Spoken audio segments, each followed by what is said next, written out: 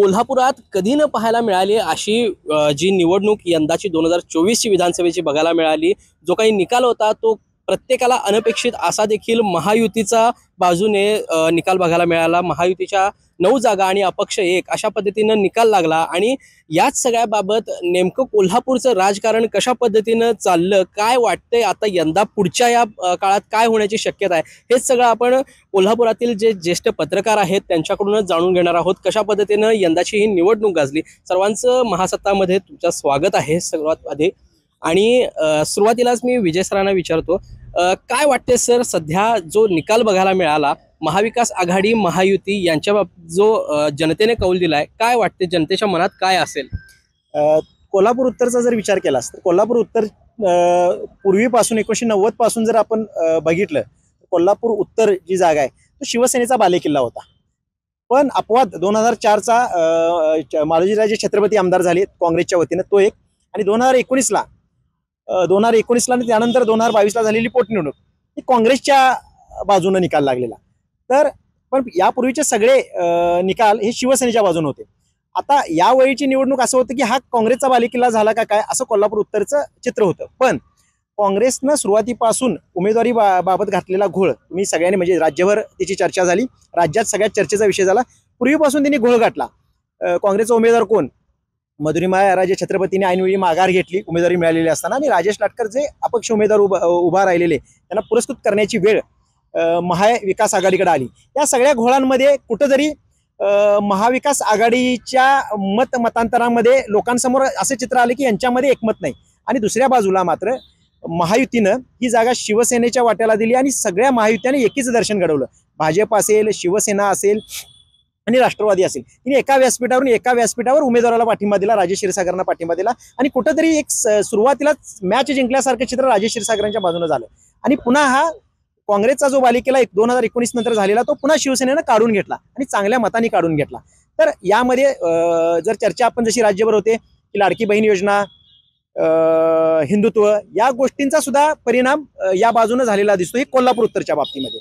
आणि दुसऱ्या तर कोल्हापूर दक्षिणचा विचार केला तर कोल्हापूर दक्षिणचा जर 2009ला हा मतदारसंघ नव्याने तयार झाला, 2009ला तयार झालेला, त्यावेळी काँग्रेसचे सतेज पाटील तिथून आमदार झालेले, 2014ला अमल माडिक भाजपचे तिथून आमदार झालेले, 2019ला काँग्रेसचे ऋतुराज पाटील तिथून आमदार झालेले, आणि आता 2024ला भाजपचे अमल माडिक परत आमदार झाले। तर कोल्हापूर दक्षिण मात्र बदलाची परंपरा कायम ठेवतं की काय असं वाटतं, विद्यमान आमदारांचा पराभव करणं ही कदाचित कोल्हापूर दक्षिणची आता परंपरा तयार झाली असं दिसतं। आणि या मध्ये सुद्धा कोल्हापूर दक्षिण मध्ये सुद्धा लाडकी बहीण योजना आणि हिंदुत्व फार मोठ्या प्रमाणात चालत होतं, फार मोठ्या प्रमाणात चर्चा होती, कारण कोल्हापूर दक्षिण हा भाग निम्म शहर आणि निम्म ग्रामीण अशा वेगळ्या ढाच्याचा आहे। आणि इथं सुद्धा एक असं म्हणू शकतो की कोल्हापूर जिल्ह्यामध्ये जसा महायुतीला कौल दिला तसाच कौल कोल्हापूर दक्षिणला सुद्धा दिला। नक्कीच कोल्हापूर जिल्ह्यातील राधानगरी मतदारसंघात देखील मोठी चुरस बघायला मिळाली होती। त्याबाबत नेमकं काय वाटतं, तिथं काय झालं असावं, काय चुकलं, काय बरोबर झालं, काय वाटतंय? राधानगरी मतदारसंघातून आमदार प्रकाश आंबेडकर यांनी तिसऱ्यांदा विजयी बाजी मारून हॅट्रिक केलेले आहे। पण त्यांनी गेल्या 2 टर्ममध्ये गेल्या 10 वर्षात त्यांनी त्या मतदारसंघात केलेली विकास कामं, अगदी धामणी प्रकल्पाचं पूर्णत्वाकडे नेण्याचे त्यांचा प्रयत्न, धनगर म्हणजे राधानगरी मतदारसंघ हा मोठा भौगोलिक क्षेत्र आहे, म्हणजे कोल्हापूर जिल्ह्यातील 10 विधानसभा मतदारसंघापैकी राधानगरी हा मोठा भौगोलिक क्षेत्र असलेला मतदारसंघ आहे। या मतदारसंघात आंबेडकर यांनी प्रत्येक अगदी धनगरवाडे, वाड्या, वस्त्या, पाड्यापर्यंत रस्ते करण्याचं काम, विकास पोहोचवण्याचं काम त्यांनी केलेलं आहे। अगदी वैयक्तिक लाभाच्या योजनाही त्यांनी अनेक त्या मतदारसंघातील नागरिकांना मिळवून दिलेल्या आहेत। याचा परिपाक म्हणूनच महाविकास आघाडीचे जे उमेदवार होते के.पी. पाटील हे त्यांच्या तुलनेत ते कमी पडलेत। आणि एकंदरीत जर चित्र बघायला गेलं तर महायुतीचे नेत्यांनी जे प्रचार सभा गाजवल्या कोल्हापुरात त्यांच्या मतदारसंघात येऊन, अगदी मुख्यमंत्र्यांनी त्यांना गारगोटीची सभा जी झाली त्या मुख्यमंत्र्यांनी त्यांना हे केलं की प्रकाश आंबेडकर यांचं काम फार मोठं आहे, त्यांना मंत्रिमंडळाचा विस्तार झाला असता तर यापूर्वीच आम्ही लाल दिव्याची गाडी मंत्रिपदाची संधी देणार होतो, आणि पुन्हा जर आता त्यांना निवडून दिलं तर पुन्हा आम्ही त्यांना मंत्री करणार आहोत, असं त्यांनी जाहीरपणेच त्या गारगोटीच्या सभेत सांगितलं होतं।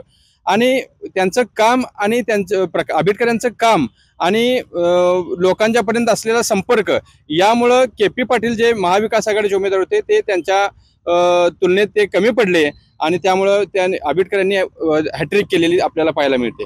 नक्कीच हॅट्रिक आंबेडकरांनी केली, पण पन्हाळा तालुक्यात देखील अशाच चुरशीचं जी निवडणूक होती ती गाजलेली होती. पन्हाळ्यामध्ये नेमकं काय झालं ज्या कारणाने या ठिकाणी जो असा आश्चर्यकारक निकाल बघायला मिळाला पुन्हा एकदा? पन्हाळा हा करवीर विधानसभा मतदारसंघाचा एक भाग आहे. करवीर विधानसभा मतदारसंघात पश्चिम पन्हाळा, गगनबावडा आणि करवीरचा काही भाग असं तीन तालुक्याचा भाग समाविष्ट आहे. यामध्ये महायुतीकडून शिवसेनेचे उमेदवार चंद्रदीप नरके होते आणि महाविकास आघाडीकडून काँग्रेसचे राहुल पाटील रिंगणात उभे होते. या निवडणुकीमध्ये लोकसभा निवडणुकीतील जर आपण परिस्थिती बघितली तर या मतदारसंघातून, करवीर मतदारसंघातून साधारण 72,000चं लीड शाहू महाराजांना मिळालं होतं आणि तेच लीड विधानसभेच्या निवडणुकीच्या वेळी सुद्धा कायम राहील. आणि दिवंगत आमदार PN पाटील यांच्या निधनानंतर त्यांचे चिरंजीव राहुल पाटील हे उमेदवार असल्यामुळं त्यांना सहानुभूती मिळेल असं एकंदरीत चित्र होतं. पण तसं काही झालंच नाही. या निवडणुकीत बघायला निकाल बघितला तर चंद्रदीप नरके यांनी लावलेल्या जोडण्या जनसुराज्य आणि काँग्रेसमधील जे कार्यकर्त्यांना आपल्या शिवसेनेत मोठ्या प्रमाणात घेतलं त्यांनी, म्हणजे फोडाफोडीचं राजकारण, या सगळ्याचा परिपाक म्हणून चंद्रदीप नरके यांना पुन्हा आमदार होण्याची संधी मिळालेली आहे. आणि शाहूवाडी विधानसभा मतदारसंघातलं आपल्याला जर बघायचं झालं तर आमदार विनय कोरे यांनीही पुन्हा तिथं हॅट्रिक केलेलं आहे.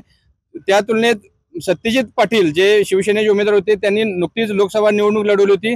त्या लोकसभा निवडणुकीत झालेल्या पराभवाचं त्यांनी सहानुभूतीमध्ये परिवर्तन करायचं त्यांनी प्रयत्न केला, पण प्रयत्न त्यांचा सफल झाला नाही. आणि सत्यजित पाटील यांनी मी शेवटचीच निवडणूक माझी आहे, मला विधानसभेला म्हणजे मोठ्या मताधिक्याने निवडून द्या असं आवाहन देखील केलं होतं. पण विनय कोरे यांचा जनसंपर्क केलेली विकास कामं यामुळं विनय कोरे यांना पुन्हा आमदार होण्याची संधी मिळालेली आहे. नक्कीच कागल विधानसभा मतदारसंघ हा जरी कोल्हापूरमधील जे राजकारणाचं एक विद्यापीठ मानलं जात असलं तरी त्या ठिकाणी जी काही चुरस पाहायला मिळाली होती, कशा पद्धतीने निकालामध्ये तफावत बघायला मिळाली, काय वेगळं झालं? खरं तर कागल तालुका हा केवळ कोल्हापूर जिल्ह्यातला राजकीय विद्यापीठ म्हणून नव्हे तर संपूर्ण महाराष्ट्राचं लक्ष लागलेला हा तालुका होता. अतिसंवेदनशील आणि संवेदनशील तालुका म्हणून किंवा मतदारसंघ म्हणून या तालुक्याकडे बघितलं जात होतं. इथं पारंपरिकच लढत होती विद्यमान मंत्री हसन मुश्रीफ आणि समरजित घाडगे यांच्यामध्ये. तर इथं मात्र या ठिकाणी शेवटपर्यंत समरजित घाडगेंनी मुश्रीफ यांना झुंजवल्याचं दिसतं. त्याचं कारण काय हा अनेकांना पडलेला प्रश्न आहे. हसन मुश्रीफांना निवडणुकीमध्ये पाडा, त्यांचा पराभव करा असं सांगण्यासाठी दस्तूरखुद्द शरद पवार आले, सुप्रिया सुळे आल्या, जयंत पाटील आले. इतकंच नव्हे तर अमोल कोल्हे आणि रोहित पवार सुद्धा आले. या सगळ्यांच्यावर कडी मुंडगी काय, डॉक्टर ND पाटलांच्या पत्नी शरद पवारांच्या भगिनी सरोज पाटील सुद्धा आल्या. त्यामुळे शरद पवारांना इथं सेटबॅक बसणार, त्यामुळे या ठिकाणी हसन मुश्रीफ मागं जातील अशा प्रकारचं एक मत तयार झालेलं होतं. पण हसन मुश्रीफ हे विकासाच्या जोरावरती त्यांनी केलेली विकास कामं असतील, म्हणजे मुस्लिम असूनही एखाद्याच्या घरामध्ये सत्यनारायणाला पूजेला बसण्यापासून ते हरिपाठ वाटण्यापासून, वारकऱ्यांना रेनकोट वाटण्यापासून, या ठिकाणी कीर्तन प्रवचन यांचं आयोजन करण्यापासून, आपण या ठिकाणी मुस्लिम नाही, आपण एक माणूस आहोत आणि हे सिद्ध करण्यामध्ये पुरोगामी कोल्हापूर जिल्ह्यामध्ये ते यशस्वी झाल्याचं चित्र या निवडणुकीमध्ये बघायला मिळालं. जिल्ह्यामध्ये संपूर्ण हिंदुत्वाची लाट असताना 750 देवळं बांधल्यामुळेच की काय मुश्रीफ या ठिकाणी काही मतांनी या ठिकाणी निसटलेला आपल्याला बघायला मिळतात. एकूणच कागलची लढत जी आहे ती लढत म्हणजे मुश्रीफांच्या जोडण्यांचं कौशल्य असेल, त्यांची पुण्याई असेल, आरोग्य विभागामध्ये त्यांनी केलेलं जे काम आहे त्याची पोचपावती असेल, यामुळे मुश्रीफांना तिथं विजय मिळाल्याचं दिसतं किंवा तसं त्यांना या विजयाचं अनालिसिस करता येईल. आता त्याला लागूनच असणाऱ्या चंदगड मतदारसंघाबद्दल ज्यावेळी आपण बोलतो त्यावेळी चंदगड मतदारसंघाचं एक वेगळं वैशिष्ट्य काय असेल तर मी गडी चंदगडी. चंदगडमध्ये आतापर्यंत बहुरंगी लढती झाल्यात आणि आता बहुरंगी लढती झाल्यानंतर मतविभाजन होऊन ज्याला बऱ्यापैकी मतं मिळतील तो निवडून आल्याचं चित्र आहे. यावेळी विद्यमान आमदार राजेश पाटील यांना राष्ट्रवादी अजित पवार गटांकडून उमेदवारी मिळाली होती. ते महायुतीचे उमेदवार म्हणून उभे होते, पण त्यांना बंडखोर म्हणून या ठिकाणी भाजपचे उमेदवार शिवाजीराव पाटील राहिले. नंदाताई बाबुळकरांनी या ठिकाणी शरद पवारांचा साथ घेत मशाल हातामध्ये घेतली, पण या ठिकाणी हिंदुत्वाची जी लाट आहे ती संपूर्ण जिल्ह्यात आणि महाराष्ट्रात बघायला मिळाली. बटोगे तो कटोगे हा जो नारा आहे तिथं या ठिकाणी भाजपच्या उमेदवाराच्या पत्त्यावर पडला आणि भाजपचे जे बंडखोर उमेदवार आहेत शिवाजी पाटील हे या ठिकाणी तिथं निवडून आले. या सगळ्या ह्याच्यामध्ये लाडकी बहीण असेल, विविध शासकीय योजना असतील, यांचा प्रभाव तिथं फारसा झालेला दिसत नाही. एक तर शिवाजी पाटलांची नाळ फारशी काही चंदगडला जोडलेली असं म्हणता येणार नाही किंवा ते दररोज चंदगडमध्ये आहेत असंही म्हणता येणार नाही. पण इथं मात्र हिंदुत्वाच्या लाटेनं या ठिकाणी तिथला मतदार स्वार झालेला होता त्या लाटेवरती आणि निश्चितपणे त्यानं मतदान करताना शिवाजी पाटलांना निवडलं आणि तिथं भाजपची बंडखोर शीट निवडून आली आणि जिल्ह्यात 10ही जागा या ठिकाणी महायुतीनं जिंकलेल्या आहेत. नक्कीच भाजपचा सगळ्यात मोठा जो इफेक्ट बघायला मिळाला तो इचलकरंजी मतदारसंघावरती पण होता. कारण जे आवाडे जे पितापुत्र भाजपमध्ये प्रवेश केल्यानंतर त्या ठिकाणी होणारी जी निवडणूक होती त्याकडे जिल्ह्याचं लक्ष लागून होतं. काय बघायला मिळालं यंदा निवडणुकीत तुमच्या अनुषंगाने काय वाटतंय? तुम्हाला मी जिल्ह्यातील राजकारण किती गटातटाचं आहे आणि गटातट अजून सुद्धा गट तर जिल्ह्याच्या राजकारणात किती भक्कम आहेत याचं उदाहरण बघायचं झालं तर इचलकरंजीसह शिरोळ आणि हातकणंगले विधानसभा मतदारसंघ या 3 मतदारसंघात पाहावयास मिळेल. संस्थात्मक जाळ आवाड्यांचं इचलकरंजीमध्ये प्रचंड चांगलं आहे आणि त्याशिवाय भाजपचे आपले सुरेश हाळवणकर हे देखील त्यांच्या सोबत राहिले. त्यामुळे इचलकरंजीमध्ये राहुल आवाडे यांचा विजय निश्चितच मानला जात होता. त्या दुसरी गोष्ट शिरोळमध्ये राजेंद्र पाटील यड्रावकर यांनी कुठलाही पक्ष घेतला नाही. ते गेल्या वर्षी अपक्ष निवडून आले होते, यावेळी सुद्धा ते अपक्षच लढलेत. त्यांनी त्यांचे काही शाहू आघाडी काय स्थापन केली, त्या आघाडीच्या माध्यमातून एकटेच उभा राहिले आणि ते आले. म्हणजे काय की यड्रावकर यांचा गट शिरोळ तालुक्यामध्ये निर्णायक आहे. पण यामध्ये या मतदारसंघात एक असं झालं की उल्हास पाटील माजी आमदार हे महाविकास आघाडीमध्ये होते. महाविकास आघाडीने यावेळी गणपतराव पाटील यांना उमेदवारी दिली होती. त्याच वेळी माजी आमदार उल्हास पाटील की जे शिवसेने ठाकरे गटाकडे होते त्यांनी 3ऱ्या आघाडीमध्ये जाऊन बंड केलं आणि तेही त्यामुळे त्यांच्या मतांची विभागणी झाली. त्यामुळे या ठिकाणी यड्रावकर हे विजयी झाले. त्याला लागून असलेला हातकणंगले मतदारसंघामध्ये मला वाटते 15 वर्षांनी ही जागा घ्यायला पुन्हा विनय कोरेंना यश आलेलं आहे. मला वाटतं राजीव आवळे ज्यावेळी पक्ष स्थापन केला विनय कोरे यांनी त्यावेळी ते स्वतः राजीव आवळे आणि हर्षवर्धन म्हणून असे 3 आमदार त्यांचे निवडून आले होते. त्यानंतर आता 15 वर्षानंतर पुन्हा विनय कोरे यांनी हातकणंगले मतदारसंघातील आपली ताकद त्यांनी दाखवून दिलेली आहे. फक्त ही त्यांची ताकद नाही, त्यांना मिळालेली आवाडे गटाची जी ताकद आहे. मी कायम सांगत आलो की ज्या 13 गावातील आवाड्यांच्या मार्गदर्शनाखाली किंवा नेतृत्वाखाली जी 13 गावं काम करतात, मानगाव वाडी, पट्टण कोडोली, हुपरी, रेंदाळ ही जी 13 गाव आहेत, गेल्या निवडणुकीत त्यांना 7,000 मतं मिळाली होती. कोणाला? अशोक माने यांना.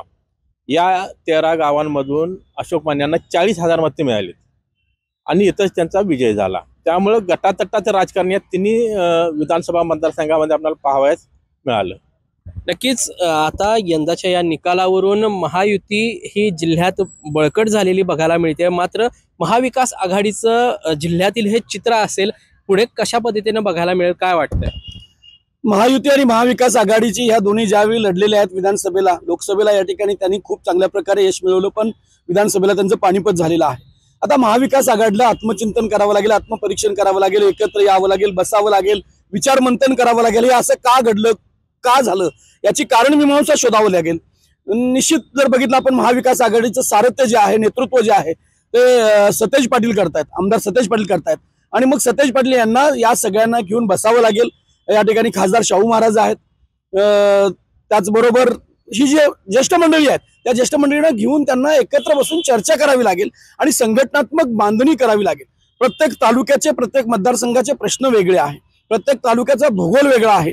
त्या भौगोलिक परिस्थितीनुसार त्या तालुक्यामध्ये आगामी निवडणुकीमध्ये मग जिल्हा परिषद असेल, पंचायत समिती असेल, महापालिका असेल, नगरपालिका असेल आणि नगरपंचायती असेल, तर या सगळ्या निवडणुकीमध्ये संघटनात्मक बांधणी त्यांना करावी लागेल आणि एका जाजमांवर बसून या ठिकाणी वेगळ्या पद्धतीने जावं लागेल. पण आता महाराष्ट्राचं चित्र बघितलं तर आजच या ठिकाणी आपण ऐकतोय की मुंबईमधून उभाटा गटामध्ये आपण महापालिका स्वतंत्र लढवाव्यात अशा प्रकारचा एक मतप्रवाह तयार होतोय. असं झालं आणि महाविकास आघाडीची छकलं झाली तर पुन्हा एकदा महायुतीला चांगलं यश मिळेल हे मला वाटतं सांगायला ज्योतिषाची गरज नाहीये. काय वाटतं तुम्हाला देखील की जिल्ह्यात कशा पद्धतीनं महाविकास आघाडीचं चित्र पुढे बदलेल? विधानसभा निवडणुकीतलं जर चित्र बघायचं गेलं तर महायुतीचे जे नेते मंडळी आहेत, अनेक नेते मंडळी, वरिष्ठ नेते मंडळी, अगदी राष्ट्रीय लेवलचे, राज्य पातळीवरचे नेते, या सर्व नेत्यांनी कोल्हापुरात येऊन प्रचारसभा गाजवल्या. त्या तुलनेत जर बघायला गेलं तर या कोल्हापूर जिल्ह्यातले महाविकास आघाडीकडून आमदार सत्यजित पाटील यांच्यावर सगळ्या महाविकास आघाडी दुरावती. उद्धव ठाकरे यांची उजाळेवाडी येथे सभा झाली, ती पण धावती सभा झाली. त्यामध्ये उद्धव ठाकरे यांनी महाविकास आघाडीच्या तिन्ही पक्षाची जबाबदारी धुरा ही सतेज पाटील यांच्यावर सोपवली. पण सोपवली म्हणजे झालं नाही, त्यांनी ते महाविकास आघाडी म्हणून सगळ्या नेत्यांनी एक दिलानं एकत्र येऊन हा प्रचाराची धुरा सांभाळायला पाहिजे होती. अगदी एक निर्धार करून त्यांनी हे लढायला हवं होतं, पण ते ह्या निवडणुकीत दिसलं नाही. त्यामुळं महाविकास आघाडीच्या 10 उमेदवारांचा इथं पराभव झालेला आपल्याला दिसते. यातून जर सावरायचं झालं तर पुन्हा ह्या महाविकास आघाडी नेत्यांनी पुन्हा एकत्र येऊन आपला पराभव कशामुळे झाला, कोणते मुद्दे आपल्या पराभवासाठी कारणीभूत ठरले, आपण आणखी पुन्हा पुढच्या 5 वर्षाच्या निवडणुकीला सामोरे जात असताना आणखी आपण काय करायला पाहिजे, कसं रणनीती आपल्याला आखायला पाहिजे, याबाबत त्यांनी एकत्र येऊन विचार करून त्यानुसार त्यांनी आराखडा बनवला पाहिजे. आणि गट तट न मानता म्हणजे सोयीचं राजकारण झालेलं आपल्या ह्या विधानसभा निवडणूक सुद्धा पाहायला मिळते. सहकार आघाडी आहे, म्हणजे गोकुळ, जिल्हा बँक या माध्यमातून हे काही म्हणजे पक्षीय राजकारण बाजूला ठेवून हे काही मोठे नेते एकत्र आहेत. या मोठ्या नेत्यांनी या विधानसभा निवडणुकीत सहकार आघाडी सांभाळण्याचा प्रयत्न केला. त्या माध्यमातूनच सोयीचं राजकारण झालं आणि सोयीच्या राजकारणामुळे देखील इथं महाविकास आघाडीच्या साधारण 4 ते 5 उमेदवारांना मोठा फटका बसलाय. नक्कीच आपल्याला सगळ्या ज्येष्ठ पत्रकारांनी जे सारांशात सांगितलं की महाविकास आघाडीचं नेमकं काय चुकलं आणि महायुतीने नेमकं काय साधलं, हेच सगळं आपण जाणून घेतलं या व्हिडिओच्या माध्यमातून. तुम्हाला देखील काय वाटतं हे आम्हाला आमच्या कमेंट बॉक्समध्ये सांगायला विसरू नका. आणि त्याचबरोबर अशाच अपडेटसाठी बघत राहा महासत्ता लाईव्हचं यूट्यूब चॅनल. तोपर्यंत मी इथेच थांबतो. साई प्रसाद महेंद्रकर, महासत्ता लाईव्ह, कोल्हापूर. अशाच ताज्या अपडेटसाठी महासत्ता न्यूजला सबस्क्राईब करा.